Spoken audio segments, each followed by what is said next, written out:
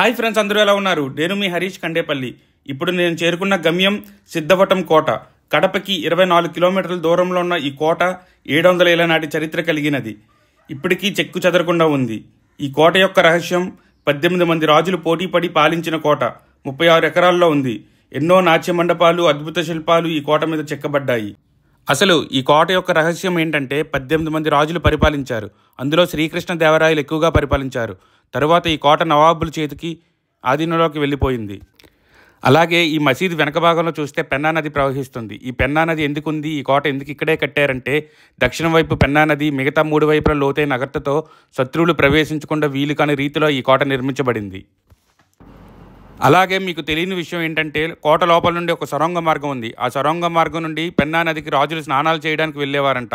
ఆ కోటలోకి త్రాగడానికి నీరు ఈ పెన్నా నది నుండి నీళ్లు వచ్చేటట్లు నీళ్ళలోని మరో సొరంగ మార్గం నుండి తెచ్చేవారంట. అలాగే ఆనాటి కోటలో సిద్ధేశ్వరం ఆలయం ఉంది. నంది విగ్రహాలు, అద్భుత శిల్పాలు నవాబుల చేతులు అంతమయ్యాయి, కానీ ఇప్పుడు పురావస్తు శాఖ తమ ఆధీనంలో తీసుకుంది.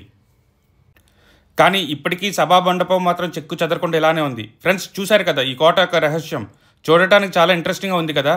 ఇలాంటివి ఎన్నో ఇంట్రెస్టింగ్ అప్డేట్స్ కోసం ప్లీజ్ ఫాలో మై ఛానల్. నేను నా గమ్యం. Do watch, like and subscribe friends. Thank you all.